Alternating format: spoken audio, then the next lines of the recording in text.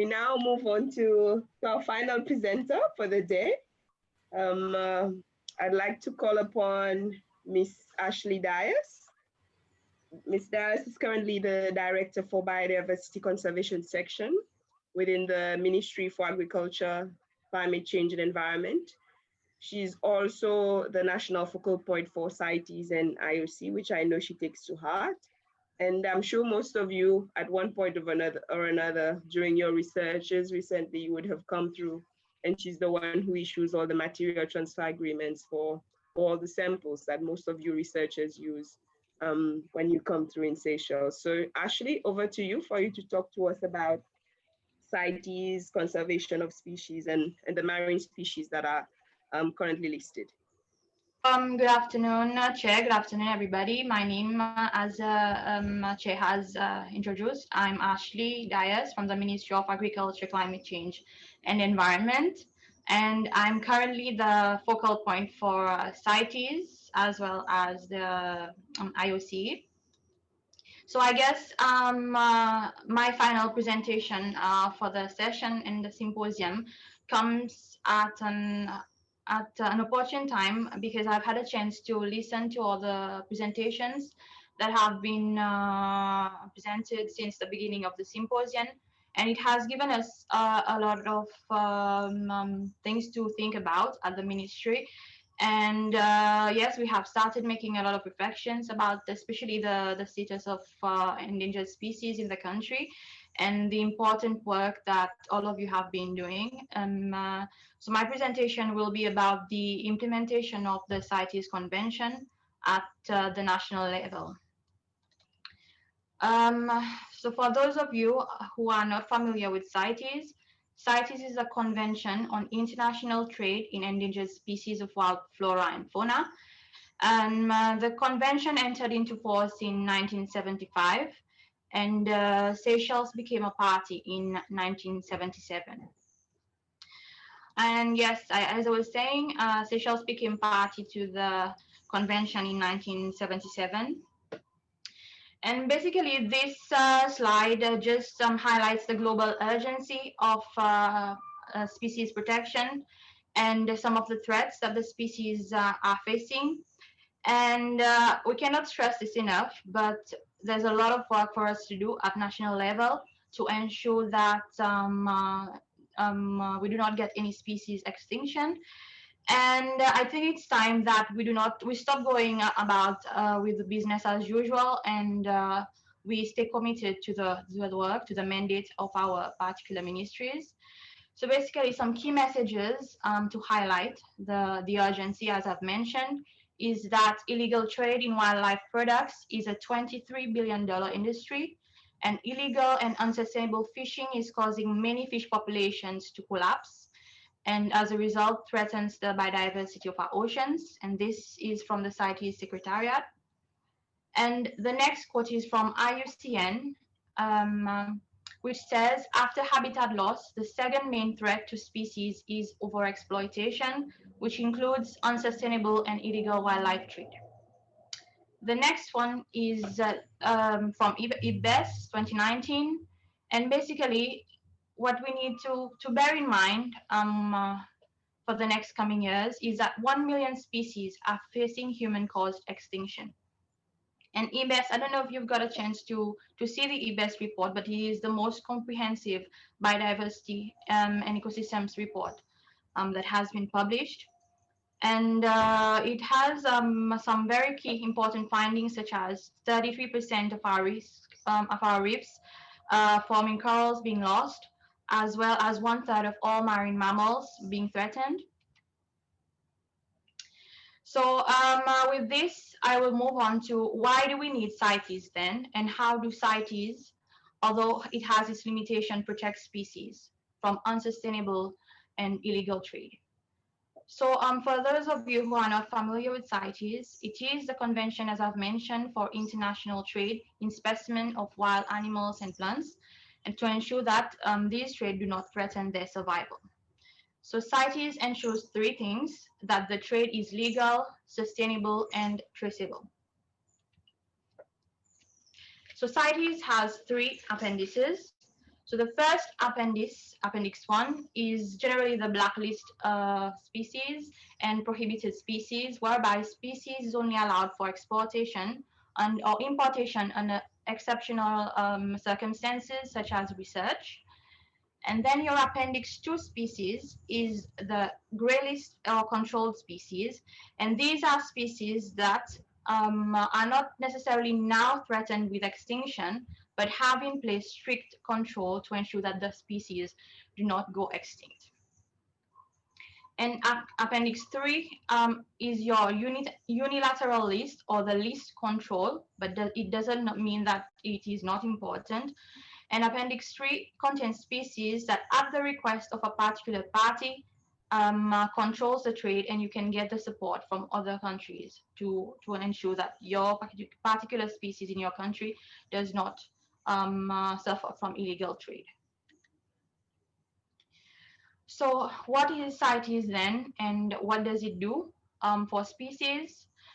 CITES protects species from being excessively traded or overexploited illegally and unsustainably in the wild. It focuses on species that have declined to a level that requires strong trade and management measures to maintain or rebuild stocks. So some more importance of CITES for marine species is that CITES listings support enforcement and compliance. And as a party to CITES, we are accountable for our actions. As the provisions under CITES states that we are required to take appropriate measures to ensure that we enforce the provisions of the convention, and we have measures in place that prohibit trade that are in violation of the convention. CITES also allows for implementation of science-based management plans and allows for rebuilding of overfished fish stocks to sustainable level. It provides a legal framework requiring controls of sustainability and legality, and this comes with your mechanisms for compliance. It regulates trades to ensure that trade is sustainable and to prevent illegal trade, and it enables you to identify the risk indicators for illegal trade. So as you all know, illegal wildlife trade is a major transnational crime, and it is worth billions of dollars, like I mentioned in my previous slides. So just to go through, this is not the complete CITES listings, but just some of the species that are listed in the CITES. So in Appendix 1, we have many species, such as marine turtles, all marine turtles, the dugong, and sawfishes, wedge fishes, guitar fishes are all under Appendix 1. In your Appendix 2, you have species, for example, such as the stony coral species, giant clam species, hammerhead sharks, oceanic white-tip shark, silky shark, mako shark, whale sharks. So the humphead wrasse is under Appendix 2, as well as the recently added sea cucumbers. So we have three species actually of sea cucumbers listed in the CITES following COP18. And we have 2 species that are found in Seychelles, so the white and black tip, as well as the white spotted wedge fish, which was also included in the Appendix 2 in CITES COP18. But you also have species that have been listed in the CITES for quite a number of years. For example, the hammerhead sharks have been listed since 2013, and the silky shark since 2016. Just to also mention that the mako sharks, the short fin and long fin mako shark were added at CITES COP18. So this is just to show you some more pictures of the species I've already mentioned that are listed in the CITES. Again, just a few statistics and messages from the conventions and unions that look after the conservation of endangered species. So IOSEA, according to the IUCN Red List of Threatened Marine Species, 1,349 species are listed between the categories of critically endangered and data deficient. And this is this statistic is from the end of 2019. So the oceanic white-tip shark, one of the most abundant sharks previously, is now classified as critically endangered globally. The hammerhead shark species, both great and scalloped, are now also classified as critically endangered globally. And populations of those two species have crashed by over 80% globally in the past 70 years. And also 7 out of the 9 mobula ray species are threatened with extinction. So this is nearly 80% of the entire family. So just to talk a bit about our obligations as a party to CITES. So what is expected from us as a party to the convention, and how do we go about implementing the provisions of the convention? So basically, being a party to CITES means that we must meet all or most of the guidelines as set by the convention. And first and foremost, one of the things we need to do is to transpose the convention into our national legislations. So we have been doing a lot of, I will go on to all the implementations we have been doing, but we have been working closely with other stakeholders to implement and work on or amend existing legislations. For example, we have our Wild Animals and Birds Protection Act, which we are going to revise during the next year. We have also a CITES legislation that we are working on. But we have also worked on different policies, for example, the policy for access and benefit sharing. So all of these are some of the things that we have or are working on. We also have to implement mandatory licensing, and most of the licensing in regards to fisheries is mandated by the fisheries ministry. For example, your licenses for sea cucumbers and other species. For every trade, a permit or permits are required. In this instance, either an import permit or an export CITES permit or re-export permit in some cases. And we are also bound to prohibit or penalize trade violating CITES.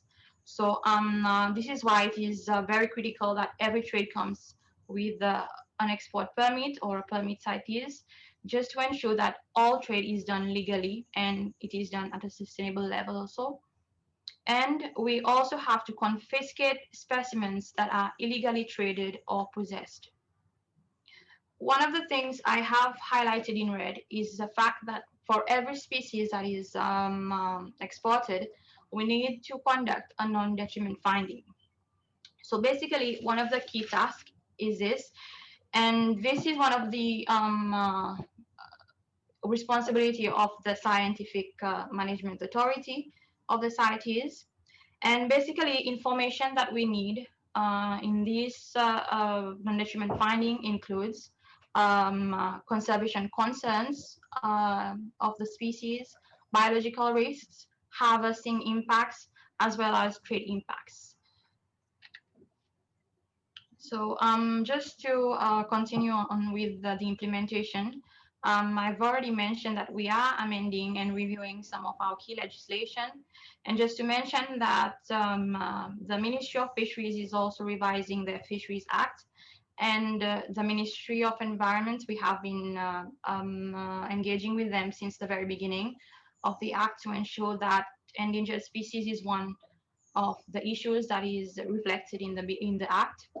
The new CITES legislation is expected to be ready in 2020. So we hope that by 2021, we are fully ready to start implementing this legislation, which has been ongoing for quite some time. We definitely have to, and we have some fisheries management measures in place for sea cucumbers and sharks and rays as well. And I am aware that although we have these measures in place, there are a lot of loopholes and limitations at the moment. We have been working very, very hard, both ministries, to ensure that we fill in those gaps that exist, and that we, as much as possible, try to put effective measures in place and measures that we know we are going to be able to implement. And just to add on in regards to management of the species, so the Ministry of our ministry, we submitted a cabinet paper to the cabinet of ministers under the previous government in July this year, and basically it was to raise some questions and put some recommendations in terms of the fisheries of the most endangered sharks and rays. And one of the items we wanted also to get approval for was for the eventual banning of shark fins. And it was approved by the previous government, and we have and some of the recommendations we received was to do some more consultations with the exporters, with the Ministry of Fisheries and other stakeholders involved, and this is something that is ongoing. In terms of sea cucumber measures also, we have in place strict protocols to conduct inspections for species before they are exported. And I'm aware also that under Swiofish, SFA plans to do a sea cucumber stock assessment. So we hope that these will be the kinds of data that will help us make more informed decisions.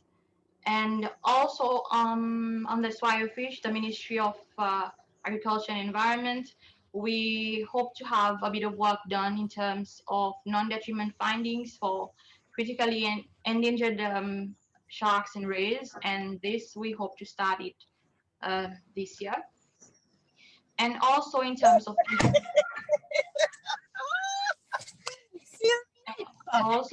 of education and awareness, we have done quite a bit of work in terms of educating the population, educating our staff as well about the importance of not necessarily CITES, but the importance of species conservation in general.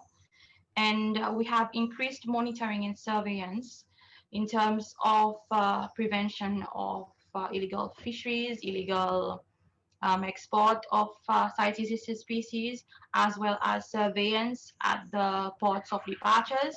So we have conducted several trainings with customs in the past, and we hope to continue this collaboration next year. And also in terms of other capacity building, so we have organizing different trainings on species identification, marine species on identification, because we've had some issues in the past with difficulties in identifying dried shark fins, and monitoring as well, how to properly conduct your monitoring of species, how to manage a database, how to conduct a research, and what research questions we need to prioritize, enforcement, as well as NDFs, as I've mentioned. And also in terms of the Seychelles Marine Spatial Planning, the 30% protection, we need to think outside the box, because we do not only need to protect species within protected areas, but outside protected areas as well, because these species distributions are not just within protected areas. So we need to have the proper measures in place and ensure that there are no species extinctions. So thank you. Oh no, actually I'm not finished. So implementation, it's quite important to remember that although the structure of CITES limits its utility as a conservation tool for marine species, CITES plays a significant role in terms of international trade monitoring mechanisms. So where you would have your other national legislations fail, CITES is very critical in terms of species conservation. And so we're trying to address some of the existing gaps in terms of implementation of the convention, but species conservation in general. So one of the challenges to remember is that many marine species that are traded internationally are highly migratory. Therefore, we depend a lot on our regional partners, international partners, and ensure that we have proper mechanisms and agreements in place to protect these species. We are aware at the ministry level that we have an issue with bycatch within the tuna fisheries. And this is something that we made sure that SFA takes in, the Ministry of Fisheries takes into consideration when working on the Fisheries Act. And we have stressed this quite strongly during the consultations that we've had. Monitoring and enforcement, we are limited in terms of the use of technology to monitor these species, to the species, and hopefully, again, we hope to have more use of technology in the future. But we have had for the past years great collaboration with the Seychelles Coast Guard, the Marine Police, as well as the Seychelles Fisheries Authority, whenever we need to respond to illegal fishing. And some of the things we want to also work on is the identification of dried shark fins. So we want to be able to capture this as and when the ban is effective. Illegal trade as well, we want to ensure that we have the proper measures in place to detect and prevent illegal fisheries, illegal trade. And one important thing that we also need to put in place is a system for tracking wildlife products through the trade chain to ensure that relevant national and international legislations are being respected. And in terms of research priorities, I've heard a lot about the species that you work with, especially species like the humphead wrasse, the hammerhead sharks, species like sea turtles, sea cucumbers. So all these are the species that we definitely need to prioritize our research on, especially we are doing quite a number of work now on endangered sharks and rays. And yes, we want to continue to be able to build the capacity of both ministries. And we also need to bear in mind that although CITES is for export for trade of species, there are other non-trade related threats such as habitat loss, pollution, and climate change that we need to be aware of. And we need to be able to change the mindset of the general population that marine species are not just food, but we need to also see them as wildlife that are endangered. So we have done a bit of education on that, but there's quite a bit of work to be done as well. And one important question to ask ourselves, and we as a government, we need to ask ourselves is, will we be able to keep up with all the marine species that are listed at future COPs? Because marine species have been added since the 1990s onwards, and we have been limited in terms of protection of these species. So, and almost at every COP, there are species that have or are being added. Thus, we need to really be ready for the future listings of species and conservation of species. The next, just for some information, the next CITES COP will be in 2022, so that's not in a lot of time left, and it will be in Colombia, I think. So yes, thank you. Thank you, Ms. Dias.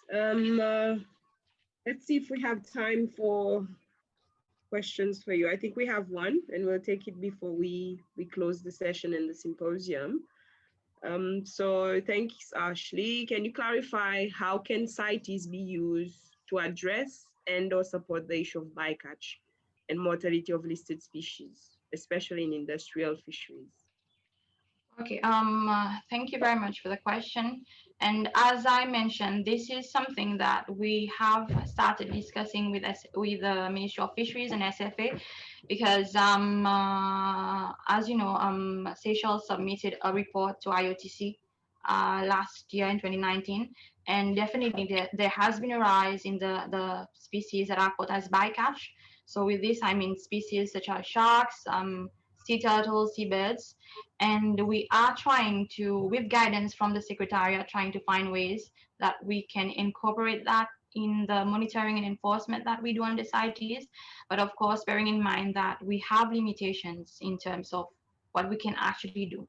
But definitely this is something that we need to use CITES to monitor, because CITES monitors everything from your illegal fisheries and trade, because we are aware that there are quite some illegal trade happening from the industrial fleets. So this is something that we need to table further with the fisheries department, because this is directly within their mandate, and we as a ministry need to continue to push forward to be able to ensure that bycatch is minimized as much as possible. Okay. Well, thank you. I see that there are no more questions, so I think we can move to wrap up. So we've come to the end of this week-long of the Ocean Science Symposium, and we are very, very pleased that we have been able to finally deliver this symposium, despite it having been postponed from its original date in May, and also having had to now deliver it fully virtually. But I think it has helped with participation for some of the participants who are not based here in Seychelles. So with that said, we would like to thank all our partners who have worked really hard to make this happen. Just to name a few, CITES, Necton, and also SIF and all the others who have been there from the inception, where we started actually planning, came up with the idea. For Sophie and Sheena, we know they've worked really hard to follow up with all the presenters, but we definitely could not have done it without the support of the scientists, the researchers, and all of the practitioners who actually answered our call and who have presented this week a lot of impressive, very, very interesting talks. I've managed to follow quite a few this week, and I've certainly learned a lot. And we do hope that such collaboration in such kinds of symposiums and showcase of science work and everything that's happening can continue.